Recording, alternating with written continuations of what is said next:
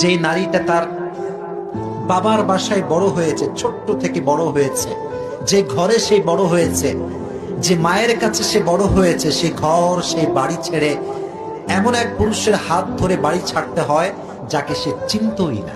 ঠিক কিনা? নারীদের কোনো স্থায়ী বাড়ি হয় না। ছোট্টবেলায় বাবার বাড়ি হয় আপন, একটু বড় হইলে স্বামীর বাড়ি হয় আপন, আবার যখন বৃদ্ধা হয়ে যায় হয়তো স্বামী মারা গেলে সন্তানের ঘরে আবার ফিরে আসে, কিন্তু আসল ঘরটা নারীদের কবরই শেষ পর্যন্ত হয়। ঠিক কিনা? পৃথিবীতে সে সবচেয়ে বেশি ধাক্কা খায় যে ব্যক্তি মানুষকে অন্ধের মতো ভালোবাসে। মানুষ যখন তার কাছে এসে সুন্দর কথা বলে সে মনে করে যে এই মনে হয় আমার সবচেয়ে আপন, মনে হয় আমার সবকিছুর আমানত এই রাখতে পারবে, এর কাছে নিশ্চয়ই আমার সুখ শান্তি সমৃদ্ধি আছে, কিন্তু সেই ব্যক্তিটাও তাকে ধোঁকা দিয়ে ছলনা করে চলে যায়। সেজন্য যারা বেশি বেশি মানুষকে মহাব্বত করে, যারা বেশি বেশি মানুষকে বিশ্বাস করে, তারা দিন শেষে সবচেয়ে বেশি ধাক্কা খায়। সেজন্য যারা অন্ধের মতো মানুষকে বিশ্বাস করে তারা মানুষ থেকে অপমানিত হয়, লাঞ্ছনার শিকার হয়, মানুষ তাদেরকে দুঃখার মধ্যে নিমজ্জিত করে। ওই পুরুষ সবচেয়ে দামি, যে পুরুষকে পৃথিবীর কেউ সম্মান করে না, কিন্তু ঘরের স্ত্রী সম্মান করে। ঘরের স্ত্রী কি করে? সম্মান করে। সেই পুরুষ সবচেয়ে কি দামি পুরুষ, শ্রেষ্ঠ পুরুষ। আর ওই পুরুষ সবচেয়ে নিকৃষ্ট, যে পুরুষকে দুনিয়ার সবাই সম্মান করে আপন স্ত্রী সম্মান করে না।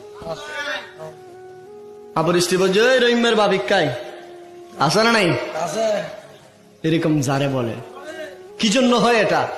আপনি আপনার স্ত্রীকে মেনটেন করতে পারেন নাই। ঠিক কিনা বলেন না? সেজন্য আমার নবীজি বলেছেন ওই ঘরের উপর আল্লাহর লানত থাকে। কি থাকে? যে ঘরের কর্তা মহিলা হয়ে যায়। এই জীবন আল্লাহর পথে চললেও জীবন চলে যাবে, আল্লাহর কথা বললেও জীবন চলে যাবে, কোনটাই করলাম না, ধরলাম না, নিষ্ক্রিয় হয়ে বসে থাকলাম, তাহলেও জীবন যাবে। আর ইসলামের আল্লাহ দ্বীনের বিরোধিতা করলে জীবনটা বোধহয় আপনার জন্য বসে থাকবে, অপেক্ষা করবে। কুল্লুমান আলাইহা ফান ওয়া ইয়াবকা ওয়াজহু রাব্বিকা যুল জালালি ওয়াল ইকরাম। কাউকে যখন ভালোবাসবা এতটুকু ভালোবাসবা যতটুকু তুমি তার বিচ্ছেদের যন্ত্রণা সহ্য করতে পারবা। এখনকার যুবকরা যখন কাউকে ভালোবাসে সবকিছু উজাড় করে ভালোবাসে, আর যখন ছ্যাঁকা খায় 14 গোষ্ঠী ব্যাকা হয়ে যায়। মানুষ আমাদেরকে সস্তা কখন মনে করে জানেন? যখনই আপনি কাউকে তার যোগ্যতার চাইতে বেশি ভালোবাসা দিবেন, তার যোগ্যতার চাইতে বেশি সম্মান দিবেন, দেখবেন সে আপনাকে বাজারের পচা আলুর মতো ছুঁড়ে ফেলে দিবে। কাউকে তার যোগ্যতার চাইতে বেশি ভালোবাসবেন না, কাউকে তার যোগ্যতার চাইতে বেশি সম্মান দিবেন না। ঠিক কিনা বলেন? একজন মানুষের জীবনে বারাকা খুব গুরুত্বপূর্ণ একটা বিষয়। মনে রাখবেন, মানুষের জীবনে যদি বারাকা না থাকে তাহলে তার জীবনের সুখ শান্তি সমৃদ্ধি কোনো কিছুই সে পাবে না। বারাকা মানে কি জানেন? বারাকা মানে অট্টালিকা, টাকা নয়। বারাকা মানে কারি টাকা, মিল, ইন্ডাস্ট্রি, ব্যাংক ব্যালেন্স নয়। আমাদের আশপাশে দেখবেন কত বিশাল বিশাল আকাশ সম পরিমাণ দালান কোঠা তৈরি হচ্ছে, কিন্তু আমাদের জীবনে কি সুখ শান্তি আছে? আমাদের জীবনে যার যত বেশি টাকা তার তত বেশি অশান্তি, যার যত বেশি টাকা তার তত বেশি ঘুম হয় না। কেন এটা হচ্ছে? এটার অন্যতম কারণ হচ্ছে আমাদের জীবন থেকে সুখ শান্তি উঠে গেছে। মানুষের জীবনে সুখ শান্তিকে বলা হয় বারাকা। নিজের জীবনের যা সম্পদ আছে সেটাকে পুঁজি করে নিজের জীবনকে সুখে শান্তিতে পরিচালনা করাই হচ্ছে বারাকা। আমরা বারাকা আমাদের জীবন থেকে উঠে যাচ্ছে, তার অন্যতম একটা কারণ হচ্ছে আমরা আল্লাহর শুকরিয়া জ্ঞাপন করছি না, আমরা আল্লাহ থেকে দূরে আছি। আপনি একবার আল্লাহর শুকরিয়া আদায় করেন, দেখবেন আপনার যে অল্প পুঁজি আছে, অল্প যে টাকা পয়সা আছে, সে অল্প টাকাতে আপনি সুখ পাবেন, শান্তি পাবেন, সমৃদ্ধি পাবেন। আর এই সুখ শান্তিটা হচ্ছে একজন মানব জীবনের বারাকা।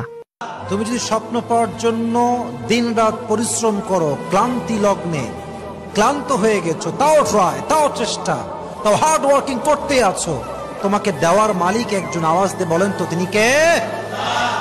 যাকে আল্লাহ তাআলা ভালোবাসে বেশি তাকে আল্লাহ কষ্ট দেয় বেশি, বিপদ দেয় বেশি, পেইন দেয় বেশি, চাপ দেয় বেশি।